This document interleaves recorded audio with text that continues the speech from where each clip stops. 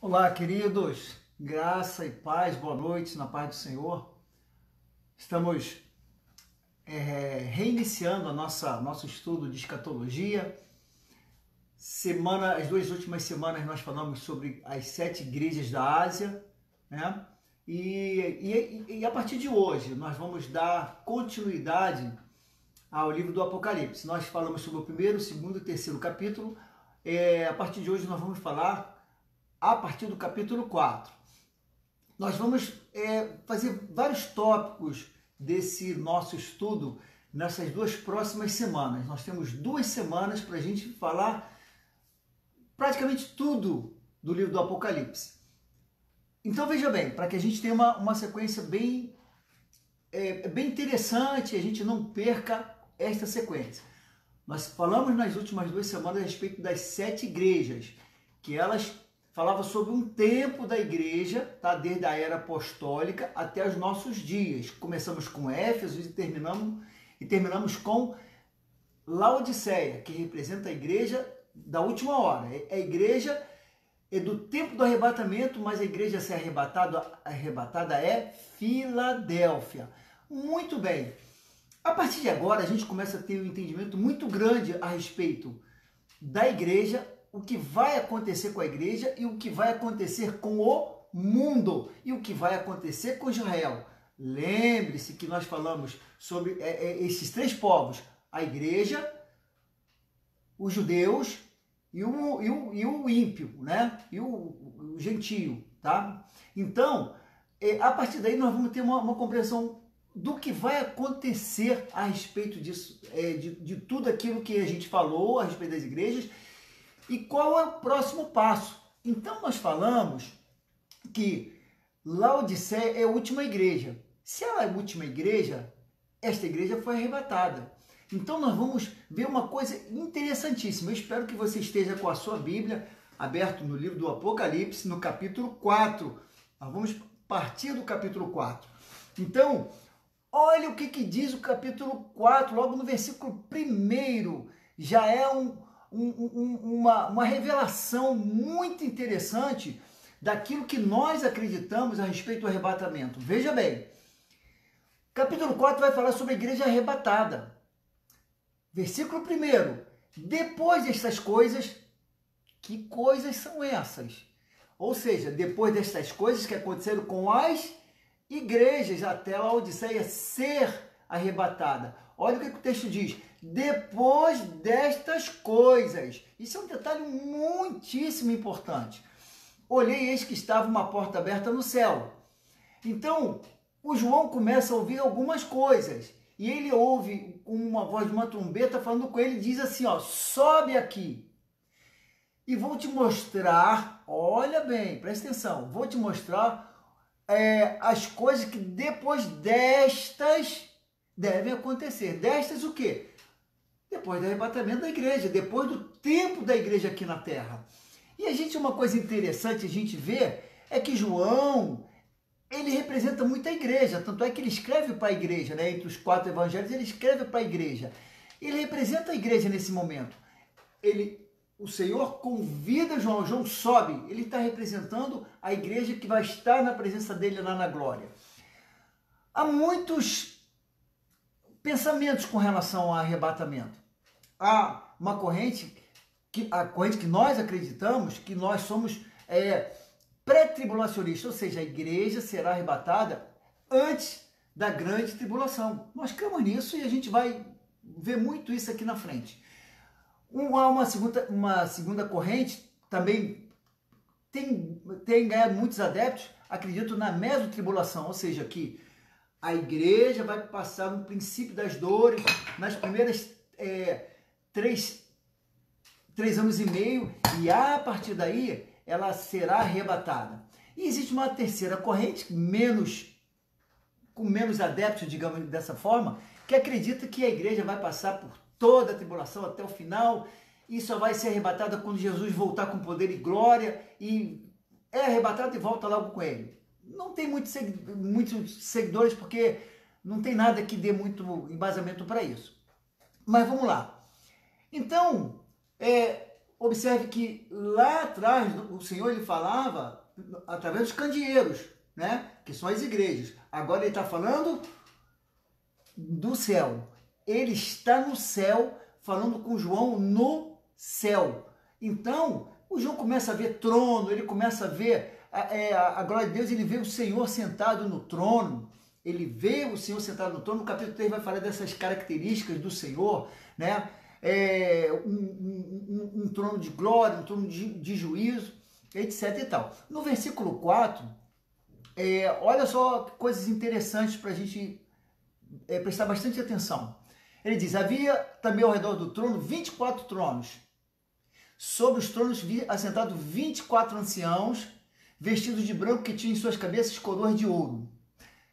Isso é muito importante para a gente ter uma boa compreensão a respeito da questão do arrebatamento. Olha só, o João está vendo lá na eternidade, porque ele está lá, ele foi arrebatado, ele está vendo isso lá, um trono e 24 tronos, né, ao redor desse trono. 24 anciãos. Esses 24 anciãos, eles parecem muito provavelmente sejam as 12 tribos de Israel, vão representar o povo do Antigo Testamento, aqueles que morreram antes de Jesus, tá? E quem serão esses representantes, esses 12, a gente não sabe. E os outros 12? Os 12 apóstolos que representam a igreja de Cristo. Então, aí está representado aqueles que morreram antes de Jesus e os que morreram depois de Jesus. Quem serão os 12 representantes, tanto das 12 tribos de Israel? Provavelmente, né, os grandes ícones, né, Moisés, Abraão, Isaac, Jacó, talvez esse, não sei se Isaac entra não. Isaac acho que não entra não. Mas Abraão, Moisés, Davi, são grandes nomes que a gente vai descobrir isso lá na glória. E os 12 apóstolos representam a igreja, certamente os 12, mais Paulo, 11 mais Paulo, né? Provavelmente sejam esses, isso é apenas uma probabilidade, né? Muito bem. Os próximos versículos vão falar sobre os trovões, os raios, as coisas que acontecem lá na glória, mas no versículo 6, ele vai falar que o João viu um mar de vidro, tá? Em frente ao trono tinha um mar de vidro. É claro que não existe um mar de vidro, o que existe o que ele viu foi o que ele passou na cabeça dele. Mar de vidro é aquele mar sereno que bate reflexo do sol, reflexo da lua, porque ele está sereno. O João viu isso, né, como semelhante a um cristal. Mas isso também vai nos levar a algumas coisas, tá? Apesar de ser uma calmaria muito grande, invariavelmente a calmaria é prelúdio de que alguma coisa muito significante, extraordinária vai acontecer. E está para acontecer a partir deste momento aqui, tá? O João vai ver animais, seres viventes, 4 seres viventes que a gente não tem ideia do que seja, são seres celestiais que a gente não tem a menor ideia, que João não sabia nem como descrever isso, tinha olhos e tal, e asas, e a gente vai ser surpreendido com muitas coisas no céu que a gente não passa pela nossa mente, não passa pelo nosso coração, porque é coisa que só vai revelar na eternidade. Ele diz que esses seres viventes, alguns seres viventes, começam a adorar o Senhor, chamando Santo, Santo, Santo, que fala da triunidade de Deus, né? A triunidade, que a gente chama de trindade, né? É o chamado Elohim, né? O Elohim, terminação plural, que dá o entendimento de pluralidade desse Deus, 3 pessoas em uma só, um mistério que a gente só vai descobrir na eternidade. E ele diz aí no versículo 10 que eles adoravam, mas depois eles se prostravam e lançavam as suas coroas diante do trono, dizendo que só o Senhor é digno de receber glória e honra e poder. O que a gente entende com isso? E que por mais que nós recebamos os presentes de Deus, tá? A coroa, ela fala de uma autoridade do reino com ele, mas esses homens, esses anciãos vão lançar isso diante do Senhor e vão dizer que só Ele é digno disso, tá? Porque a nossa salvação é pela graça, não é por mérito. O do Senhor é por mérito, porque ele mereceu, ele foi digno de todo o poder e honra a retornar aquilo que já lhe pertencia.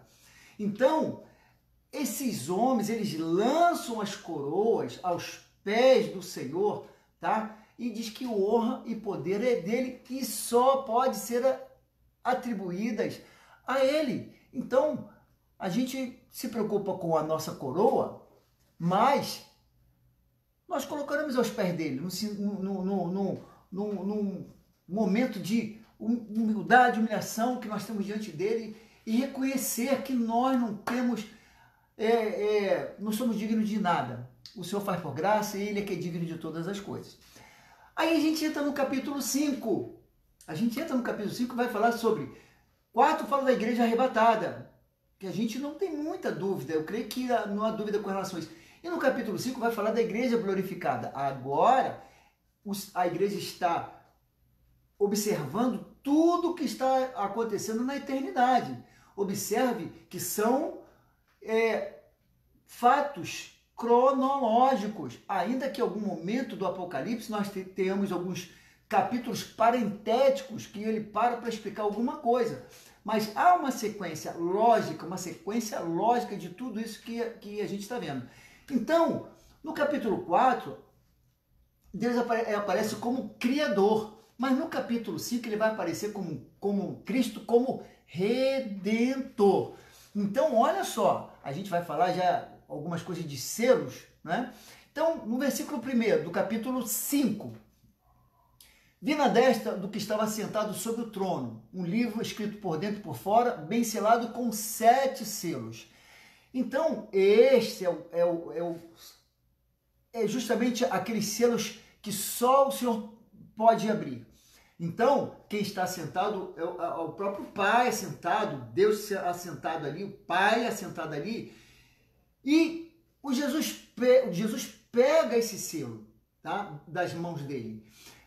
E o João vai falar o seguinte: eu vi um anjo forte com grande voz dizendo: quem é digno de abrir o livro? E ele chorava porque não aparecia ninguém. Mas Jesus toma o livro, porque ele é o único digno e ele venceu justamente para este momento, para ser digno de abrir o livro e dar continuidade de toda a história da igreja e daqueles que morreram antes dele. Muito bem, mas esse livro, ele nada mais é do que o livro de juízo, tá? É um livro de juízo. E como era esse rolo que o Senhor ele vai desvendar, porque são vários selos, e esses selos vão desvendar muitos mistérios, a gente vai entender isso. O judeu, ele tem uma forma de ter os rolos dele, principalmente na cultura deles, que fica numa instrumento como esse aqui. É fechadinho, eles usam, tem muitos grandes, pequenos, eles carregam. Então são os rolozinhos, né, que eles vão passando de um lado para o outro, tá? Mas na antiguidade, né, e isso é feito esse aqui é papiro, e é feito daquela planta lá do Nilo, e que eles cortam e vão fazendo aquelas folhas. E no Mar Morto, quando foram achados os pergaminhos lá do Mar Morto, eles foram achados dentro de instrumentos como esse daqui. Grande, claro que isso aqui é apenas um mostruário, né? E que a gente trouxe lá de Israel também, em que tudo era guardado aqui dentro. Então, como era feito esse pergaminho e para que servia esse selo? Então, veja bem, eis um pergaminho enrolado, ele está todo enroladinho, ó, e ele vai sendo desenrolado. O que aconteceu com este selo de juízo? Este selo, estes livros, eles eram selados. Só que só tinha um digno de romper estes selos. Estes selos, eu não sou tão velho assim, mas eu cheguei a pegar na minha vida militar no início, eram documentos que só poderia ser aberto para o destinatário. Um comandante, o diretor, só poderia ser por ele. Então, saía de uma unidade, eles pegavam uma cera, botavam o timbre, né, da unidade, aquela cera derretida, né, tinha que derreter um pouquinho, e não tinha como abrir aquilo ali, a não ser que quebrasse o selo. E só podia ser feito a quem de destino. Estes pergaminhos vai acontecer a mesma coisa. Eles são selados no seu topo e a cada um selo que o Senhor abria, aparecia outro também com selo. E ele vai quebrando porque só o Senhor é digno de quebrar estes selos. Então, os selos, o Senhor vai quebrando os selos e isso é uma forma em que João entendeu que isto vai acontecer. Pastor, vai ser assim? A gente entende que seja, pode ser que seja diferente, mas o sentido é este. Só pode quebrar o selo quem é digno dele. E Jesus se fez vencedor para esse momento, tá? Então, o versículo 6 vai falar dos 7 espíritos, o espírito da divindade, né? O espírito que só o Senhor tem. Ele vai falar sobre o cordeiro em pé, o cordeiro está em pé, como havia sido morto. Então, para tipificar bem a pessoa de Jesus ali, para que ninguém tenha dúvida que é Jesus quem vai ter toda a autoridade para quebrar esses selos e abrir o livro que vai desvendar um monte de coisa que a gente vai ver aqui na frente. Muito bem. Então a gente já falou dos 24 anciãos que se prostram e a partir daí vem um cântico novo. E o mais interessante, que esse cântico novo, o livro que foi aberto pelos selos, ele vai dizer que ele foi morto com seu sangue. Isso é importante. Ele comprou para Deus homens de toda tribo, língua, povo e nação. Ou seja, estamos vendo aqui o Senhor, ele resgatando para ele aquele povo que ele pagou um preço com a sua própria vida. Muito bem. E ele no versículo 10 vai dizer, para o nosso Deus os fizeste. Olha que ele fala a respeito de nós. E para o nosso Deus os fizeste reino e sacerdotes, e eles reinarão sobre a terra. A gente já tinha visto isso antes, mais uma confirmação de que nós reinaremos com o Senhor, tá? Então, ele vê anjos ao redor, torno miríades e miríades de anjos, fala de bilhões e bilhões de anjos e tal. Muito bem. Nós temos ainda um tempo bem interessante para a gente continuar falando ainda do nosso estudo aqui. Muito bem. Nós falamos no capítulo 4 a respeito da igreja arrebatada. No capítulo 5, da igreja glorificada. Então a igreja já está com o Senhor, já está num momento que a gente espera, que a gente aguarda de estar com o Senhor e convivendo com o Senhor, tudo isso. Mas a questão é o que vai acontecer depois, tá? É claro que a partir daí, queridos, olha só, a partir daí, a igreja do Senhor, ela não tem mais preocupação, porque ela não participa de mais nada aqui na terra até que o Senhor volte com poder e glória. O Senhor volte, porque como nós já falamos, o arrebatamento se dá nos ares. O mundo não vê, somente a igreja vai se encontrar nos ares, os mortos ressuscitarão primeiro e tal, e nós teremos um corpo transformado. Mas a partir do capítulo 6 até o 18, nós vamos falar sobre grande tribulação. Aí as coisas são meio que assustadoras. Do versículo 6 ao versículo 9, vamos falar sobre a primeira fase da grande tribulação. Essa primeira fase, ela vai falar sobre o capítulo 6 de Daniel, né, as chamadas 70 semanas de Daniel, tá? Começa de Daniel 9, 24, vai até o capítulo 18 e parte do capítulo 19 de Daniel. Muito bem. Esse tempo que a gente vai ver de grande tribulação, e tem umas coisas para falar a respeito disso mais na frente, ele vai dizer o seguinte: é o início da grande tribulação, porque são os 3 primeiros anos e meio, tá? É o chamado princípio das dores, 3 anos e meio, princípio das dores. Quando ele fala de princípio das dores, é para o mundo, não é para a igreja. Muito bem, porque a igreja já vai estar arrebatada. Mateus capítulo 24, de 1 a 14, tá? Depois você anota, Mateus 24, de 1 a 14.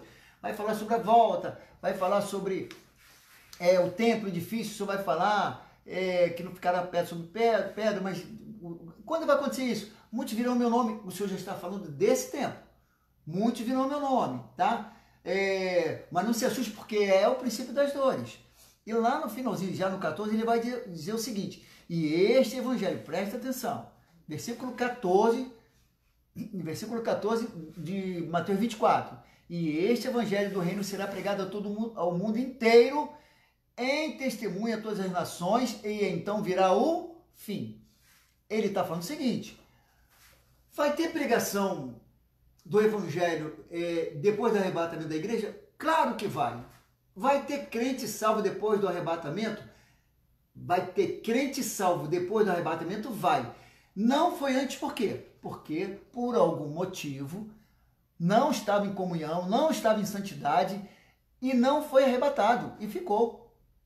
E sabe que vai ficar, porque crente que é salvo sabe que é salvo. Esses que ficarem podem ser salvos? Podem. E a gente vai ver isso mais lá na frente, tá? Então, o evangelho vai ser pregado, mas não vai ser por essa igreja que ficar. Ah, então quer dizer que os crentes que ficarem, não forem arrebatados, eles vão sair pregando o evangelho? Não vão não, porque eles vão ser perseguidos e vão ser mortos.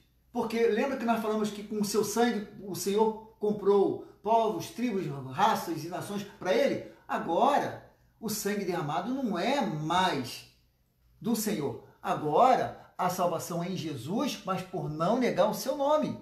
Muito bem, muito bem. O evangelho vai ser pregado porque o Senhor vai... Judeus vão pregar o evangelho, judeus vão pregar o evangelho, a gente vai entender isso lá na frente. E, a partir do capítulo 6, vamos falar sobre o livro selado e a sua abertura. Ó, Jesus está com o selo, ele é digno de romper o lacre, o selo que só ele pode abrir.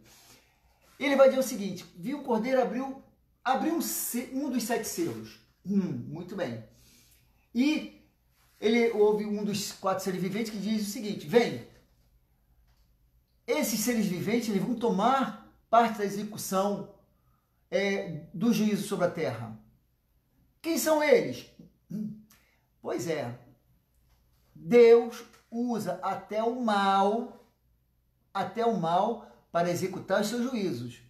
E isto vai acontecer justamente a partir do capítulo 6. Veja bem, versículo 2. Agora a gente começa a se preparar para coisas realmente que venham nos dar alguns choques. Versículo 2: olhei e eis um cavalo branco, e que estava montado nele tinha um arco, e foi-lhe dado uma coroa, e saiu vencendo para vencer. No primeiro momento a gente pensa que é Jesus. No segundo momento a gente pensa até que esse cavaleiro, né, do cavalo branco, ele fosse até um anjo, né? Mas a gente analisando um pouquinho mais, a gente vai descobrir que é muito provável, tá, que este cavalo branco, quem vê esse cavalo branco é o próprio anticristo, tá? É o próprio anticristo, ele está representando o próprio anticristo. Entendeu? E o que esse anticristo tem, tá?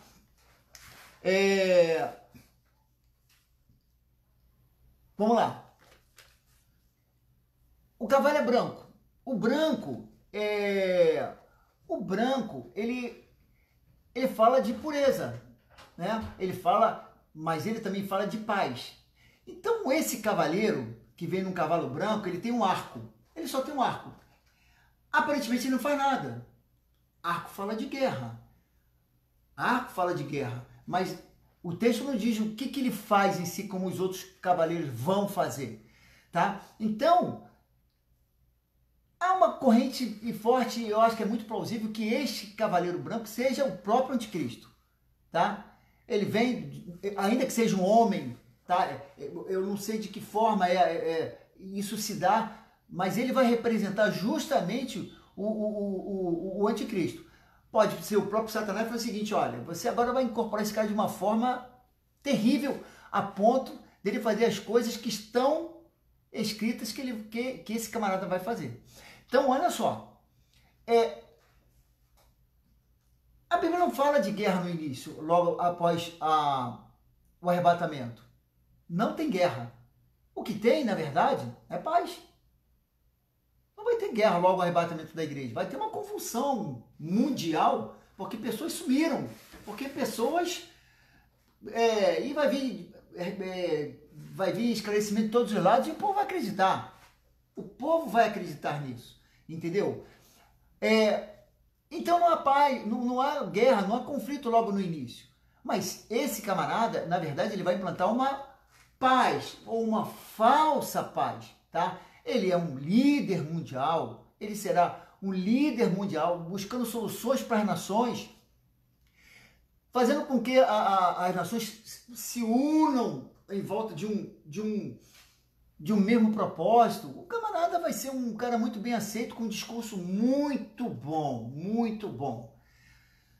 É o cara perfeito. Até nós estivéssemos aqui, nós íamos embarcar como os judeus vão embarcar nesse discurso dele. O judeu vai embarcar nesse discurso dele até que ele se mostre realmente quem ele é e quem ele pretende, o que ele pretende fazer, tá? Então, o que a gente vê dentro dessa preparação e o que vai mostrar o que é este anticristo?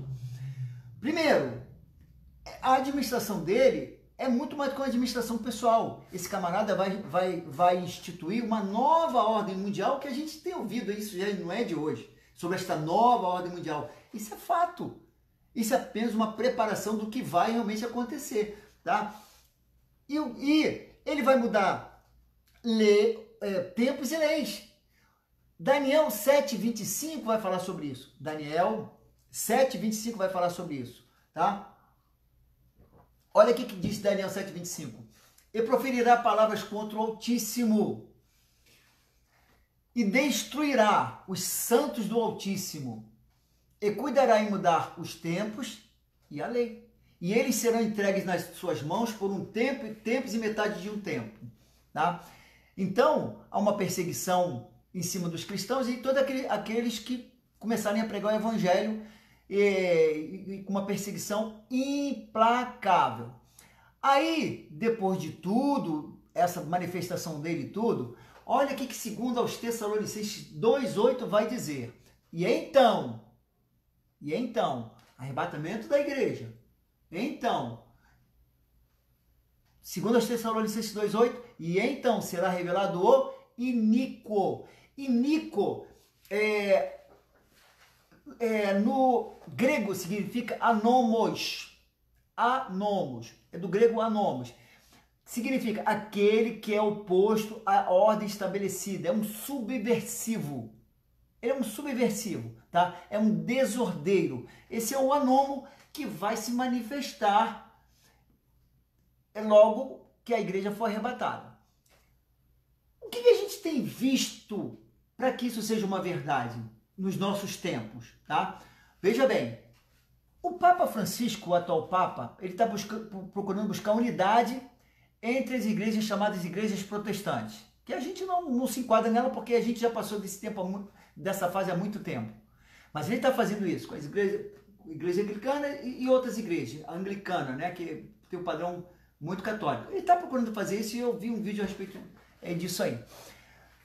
Ele está falando sobre uma releitura da Bíblia. Ele disse, eu vi isso também. A Bíblia precisa se fazer uma releitura. Nós estamos vivendo hoje um tempo de globalização, um globalismo e há um discurso para um líder mundial. Tá?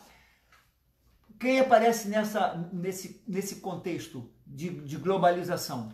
George Soros, Fundação Bill Gates, Fundação Bill Clinton, o Obama também aparece nesse processo aí, tá? O Emmanuel Macron, que é o presidente da França, o pessoal está bajulando muito ele. É o Macron o anticristo? Tem gente que já acredita nisso. É o Papa Francisco o falso profeta? Quem sabe? Quem sabe? Pelo discurso que ele tem hoje, muito diferente dos papas, pelo menos nas últimas décadas, digamos assim, a coisa está muito complicada. E nós vivemos um tempo de globalização. A ONU já não faz mais aquele papel que fazia. Tá? A ONU hoje está a serviço dessa globalização, a gente não tem dúvida disso, não, a gente não tem mais dúvida disso. Então, os filmes Hollywood, os filmes todos, essa coisa da diversidade, os filmes Netflix, HBO, olha os seriados que esse pessoal está fazendo. Outro dia comecei a ver um seriado, achei interessante, Batgirl, acho que era Batgirl. E começa uma menina de cabelo curtinho e tudo. Daqui a pouco eu descobri que no início do primeiro capítulo, que a garota é homossexual e tinha uma namoradinha. Eu falei, até os heróis do passado e tudo, eles estão botando como homossexual hoje. Querem mudar a cabeça da sociedade mundial hoje. Em função, e qual o melhor caminho? Filme, cinema, Hollywood, que sempre influenciou e continua influenciando. Tá? Então, e qual é o detalhe disso tudo? É que isto tudo chega com muita facilidade para nós. Você não precisa ter uma televisão, não precisa ter equipamentos, basta um celular. Baixa um aplicativo, paga uma coisinha barata, um Netflix da vida, o filho, quem quer que seja, vai assistir ali em qualquer lugar, em qualquer hora, em qualquer momento. Então, é um tempo complicado, principalmente para se controlar os menores, tá? Alguém poderia falar assim, pastor, então por que o anticristo ainda não se manifestou? Olha o que fala segunda carta de Paulo aos Tessalonicenses, capítulo 2, vai do versículo 1 ao 12, tá? É um texto um pouquinho longo, mas eu vou ler porque vai ser importante demais. Ele vai falar, Paulo vai escrever para os irmãos, tá? Sobre a vinda do Senhor, e ele vai falar aqui, olha, não se preocupe porque a vinda do Senhor, se preocupe como se estivesse já vindo. Para aquela igreja, para aquele tempo, não será assim antes que venha a apostasia e se manifeste o homem do pecado, o filho da perdição. O filho da perdição tem que se manifestar, para que Jesus volte, não é arrebatar a igreja, tá? Então ele vai dizer que ele se opõe a tudo que se chama Deus ou adora, vai se assentar como Deus no templo de Deus. Isso vai acontecer onde? Em Israel. E o templo, se é o templo de Deus, quer dizer que o templo vai estar construído? Muito provavelmente. Porque no primeiro momento, o judeu aceita ele também. Porque esse camarada é muito bom, muito bom. Mas depois que ele começa a se revelar, depois que ele vai ao templo do Senhor, é possível que o templo de Salomão ou algo parecido esteja construído nessa época? É muito provável que esteja construído. Como isso vai acontecer? Talvez esse camarada aí, tá, esse anticristo, talvez ele consiga resolver essa situação lá com os muçulmanos que hoje quem controla a área onde era o templo de Salomão. Talvez ele resolva essa questão aqui. E então ele vai querer sentar no templo de Deus querendo parecer Deus, tá? Muito bem. Aí no versículo 6 ele vai dizer, e agora vós sabeis o que o detém, para que o seu próprio tempo seja manifesto. E agora vós sabeis o que o detém, porque já o mistério da injustiça opera. Somente há um que agora resiste até que do meio seja tirado. E então será revelado o iníquo. Então, olha, presta atenção nesse texto. Porque já o mistério da injustiça opera. Ele já pode estar trabalhando ali? Já. Até porque o diabo já trabalha no mundo há muito tempo e a Bíblia diz que ele é o príncipe desse mundo, tá? O príncipe desse mundo é ele, tá? O reino de Jesus vai vir, mas o príncipe deste mundo é de Satanás. Ele diz que o mistério da justiça opera, somente há um que agora resiste até que do meio seja tirado. Quem é esse um? Esse um é o Espírito Santo. E a Bíblia diz que o Espírito Santo, nós cremos que o Espírito Santo, ele habita em nós. Então nós cremos que com o Espírito Santo saindo da terra, vamos esclarecer isso, saindo da terra, a igreja sai com o Espírito Santo, para que a partir daí o iníquo ele seja revelado. Então, olha só, há um que existe até agora, até que do meio seja tirado. Tirado, ou seja, arrebatado. Arrebatamento significa tirar com força e rapidamente, repentinamente, tá? Então, vem de uma palavra latina chamada raptus, que é raptar mesmo, com força, rápido e repentinamente. Então, ele só vai agir depois que nós saímos. Ah, mas o Espírito Santo vai e não fica aqui na terra? Fica! Por favor, o Espírito Santo é Deus. O Espírito Santo está em todo lugar, ele é onipresente. Mas e ele vai continuar convencendo o homem do pecado e da justiça? Não, porque o ministério dele, ele deixa de ter essa função ministerial, convencendo o homem do pecado, da justiça, do juízo, e o Espírito Santo, creio que nós voltemos ao tempo antes dele vir em substituição ao ministério de Jesus. Porque Jesus veio para revelar a pessoa do Pai, e o Espírito Santo veio para revelar a pessoa de Jesus. E ele foi derramado no nosso tempo. Eu creio que depois desse arrebatamento, o Espírito Santo ele vai ser derramado apenas por medida como era no Antigo Testamento. Eu creio dessa forma, tá? Então, vamos dar uma corridinha aqui que o nosso tempo está bem adiantado. Muito bem. E ele diz que esse cuja vinda é segundo a eficácia de Satanás, com todo poder, sinais, prodígios e mentira. O cara vai fazer sinais. Ele não vai ser um qualquer, não. Ele vai fazer sinais, e muitos sinais, que vai enganar muita gente. E a Bíblia diz para os judeus que, se possível, fosse enganar até os escolhidos. Não é para a igreja esse texto, é para os judeus, tá? E por isso Deus lhe enviará a operação de erro para que creiam a mentira. Está falando do mundo, tá? Para que sejam julgados todos os que não creram a verdade.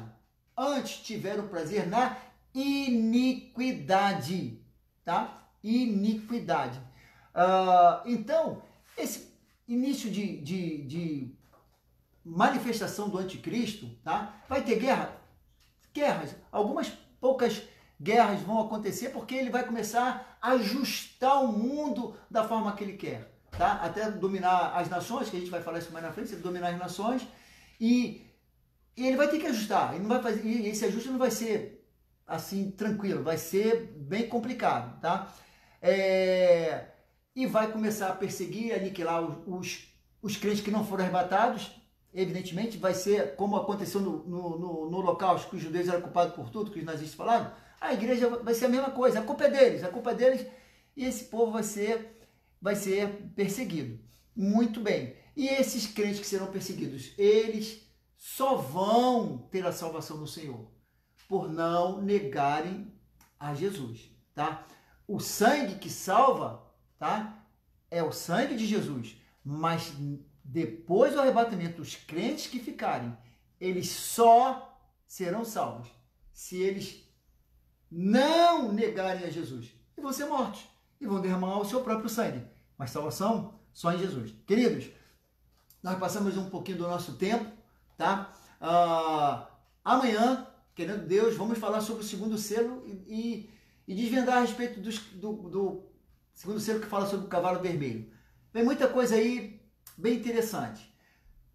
Espero você amanhã, tá? A gente pretende dar uma sequência aqui falando capítulo 6, 18 sobre a grande tribulação. Depois vamos falar no capítulo 19 sobre a volta pessoal de Jesus Cristo, tá? Em glória. Depois sobre o milênio e o juízo final. E depois sobre o perfeito estado eterno, que são os dois últimos capítulos. Tá bom?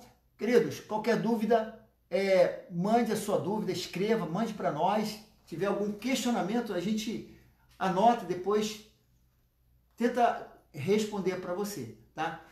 Deus te abençoe, tenha uma noite muito abençoada. Querendo Deus, amanhã estaremos aqui novamente às 10 da noite, tá bom? Graça e paz, Deus te abençoe. Tenha uma noite muito abençoada na presença do Senhor.